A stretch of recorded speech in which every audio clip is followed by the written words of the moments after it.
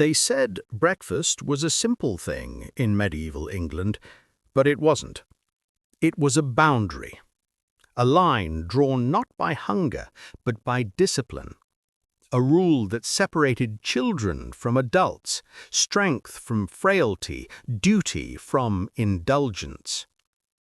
Most people began their day with nothing in their stomach, not because they lacked food, but because eating early carried weight, religious, social, and moral. Adults rose, dressed, and stepped into cold air, knowing the first hours belonged to work, not to nourishment. Children lived by a different logic. Their bodies were considered unfinished, their strength still forming. So, while a man tightened the strap of his tool belt and a woman checked the hearth before beginning her tasks, a child might already be chewing bread or drinking warm ale. It wasn't generosity. It wasn't comfort. It was structure. A world where the morning meal existed, but not for everyone. A world where eating early meant crossing into territory adults were taught to avoid. Because in medieval England, breakfast wasn't just food, it was permission, given to some, withheld from others, and monitored by belief as much as by need. And every household, every field, every monastery lived under this same expectation. Children could begin the day with food. Adults were expected to earn it. The medieval idea of breakfast didn't come from appetite. It came from structure, a structure shaped by the church, reinforced by households, and repeated so consistently that people didn't question it. They simply lived inside it. In this world, eating early wasn't about survival. It was about signaling that the day had a proper order. Someone who reached for food before prayer, before the first task, before the rhythm of labor began, was seen as stepping out of line. Not punishable, not scandalous, but out of sequence.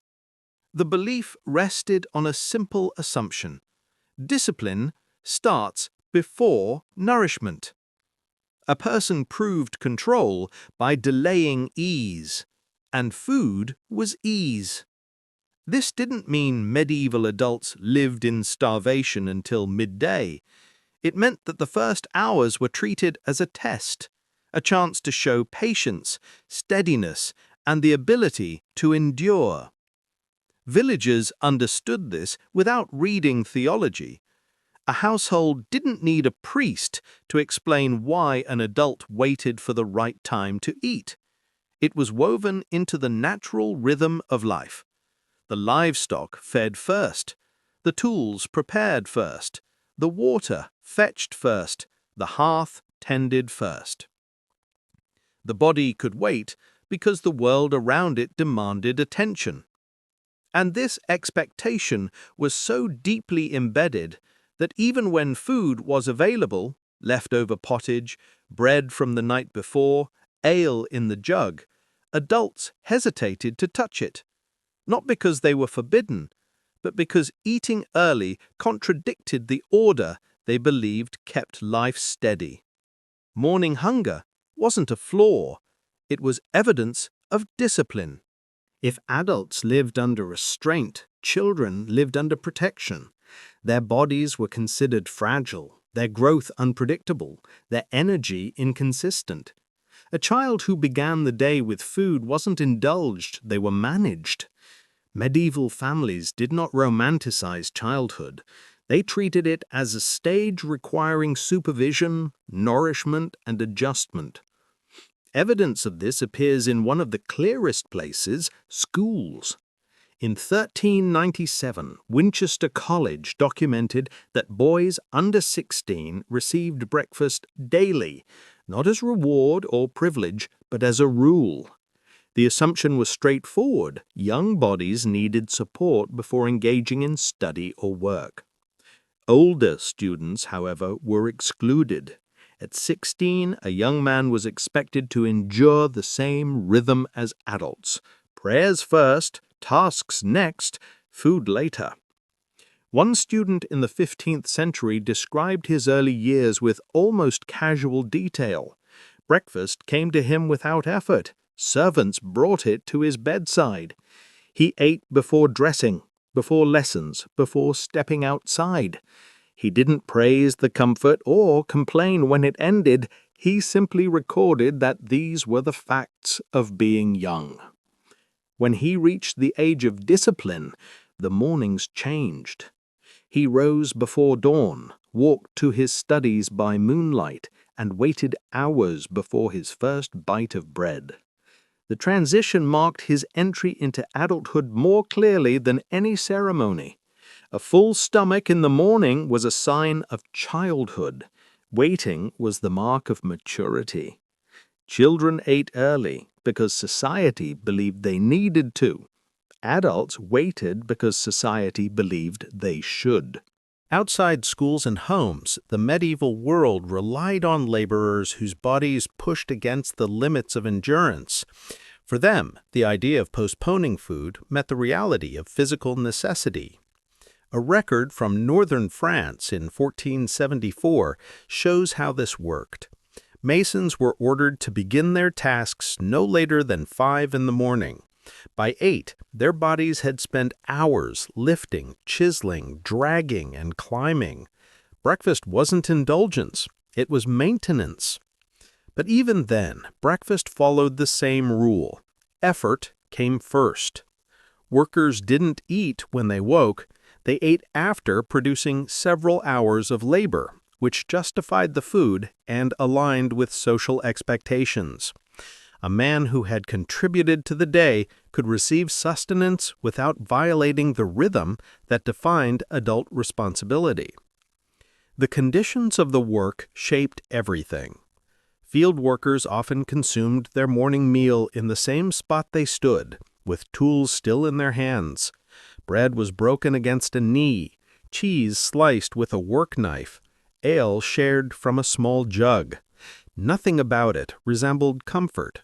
It was simply the moment when the body needed resupply. For laborers, breakfast wasn't a ritual. It was a pause inside a demanding cycle, a pause granted only after the day had already taken something from them. In monasteries, where daily life was structured by bells and vows, the concept of breakfast carried an additional layer of meaning. Monks rose at prescribed hours, moved from prayer to study to labor, in a sequence that emphasized obedience above comfort. Morning food didn't merely disrupt a schedule, it disrupted a spiritual exercise. Lanfranc's monastic constitutions drew a sharp line around who could eat after terce, the mid-morning prayer. Children and the infirm were permitted a small meal, the mixtum. Healthy monks were not. The mixtum wasn't a pleasure. It was a necessity reluctantly acknowledged. A monk receiving this meal performed a gesture of humility. He lowered his hood, acknowledging weakness. He prostrated himself, indicating that the exception placed him outside the usual order. He sought forgiveness, not because the food was sinful, but because it marked a break in discipline. This ritual mattered because monastic life was built on predictability. Every allowance had a purpose. Every divergence was noted. Among monks, breakfast didn't represent nourishment. It represented a deviation accepted but still recognized as something that required explanation. The medieval household saw breakfast as a question of order. The monastery treated it as a question of commitment. If the monastery formalized restraint, lay society absorbed it in a simpler form. Do not eat before Mass. This wasn't a legal mandate. It was an expectation so common that it became invisible. In the medieval poem Sir Gawain and the Green Knight, a lord hears mass at dawn, then eats a sop, bread softened in liquid, before riding out. The scene isn't presented as anything unusual because its audience already understood the sequence. Prayer set the day in motion, and food followed only after. Royal households echoed the same rhythm. Edward IV specified that his young son should have breakfast immediately after attending Mass. Even royalty aligned their meals with religious order, not with appetite. Villagers followed the pattern instinctively. The parish church set the pace of the morning. Bells marked prayer, labor, announcements, and obligations. A household that ate before the bell risked signaling that discipline mattered less than comfort. This didn't mean people lived in rigid fear. It meant they accepted that appetite had a place, and that place came after devotion. The morning meal wasn't just regulated by hunger, it was regulated by the sequence that shaped the medieval day. God, then work, then food, not the reverse. Even though breakfast carried rules and expectations, the food itself was practical. For common adults, it was basic: bread, ale, cheese, or leftover pottage. Meals were small because the point wasn't comfort, it was continuity. For children, the food was similar but more frequent. Bread softened with warm drink, small pieces of cheese, or cold porridge from the night before. But for nobles, breakfast served a different function. It signaled status. Edward I's household had a cook dedicated to preparing breakfast during the king's travels, evidence that the meal was planned and staffed. Documents from Cecily Neville's household list detailed morning portions: fine bread, beer, wine, and a serving of boiled mutton or beef. This wasn't extravagance, it was routine. Servants and attendants received smaller portions, but still according to rank: a loaf, ale, and a piece of fish. Stable workers received only bread and beer, enough to function, but not enough to suggest privilege. Even during Lent, nobles kept breakfast, simply altering its content. Meat disappeared, replaced by herring, sprats, or other salted fish. The hierarchy of the medieval world appeared clearly in breakfast. Who ate, what they ate, and when they ate it reflected their position in society more accurately than clothing or possessions. Meals were statements. Breakfast was one of the clearest. Among the foods associated with breakfast, one stands out because it reveals how medieval people thought about nourishment: the sop. A sop was simple at its core, a piece of bread softened in liquid, but its variations mirrored household wealth. A basic sop used ale or broth, a more refined sop used wine, and an elaborate sop, such as the 15th century Soapes dorées, involved almond milk simmered with saffron and sweet spices, poured over toasted white bread. Almond milk wasn't exotic in medieval Europe.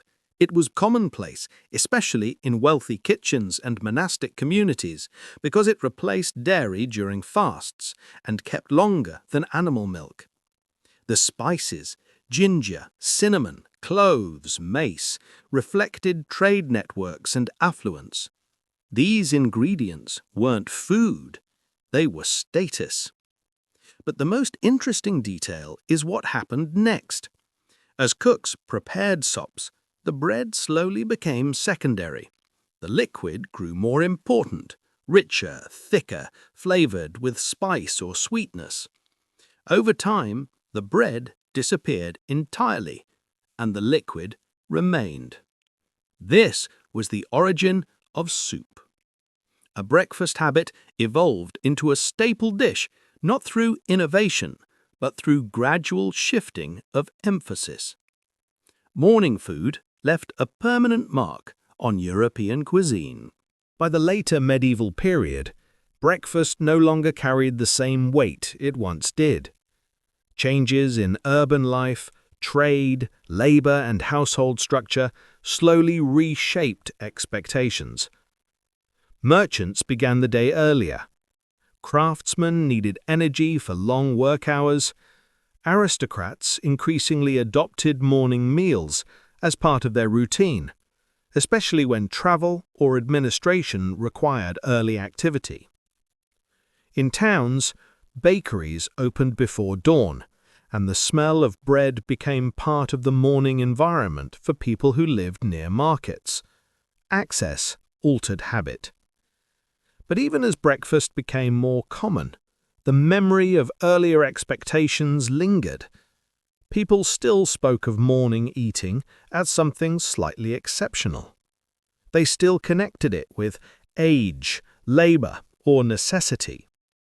As late as the early Tudor era, diaries and household accounts mention breakfast in a way that suggests it was present but not taken for granted. The shift toward a more recognizable morning meal came slowly, unevenly, and with differences across class and region. Breakfast didn't suddenly appear. It gradually lost its association with discipline and became simply another part of the day. Yet the earlier logic still shaped how people thought about hunger and responsibility. A meal was not only food, it was a mirror of one's place in the world. Breakfast today feels universal.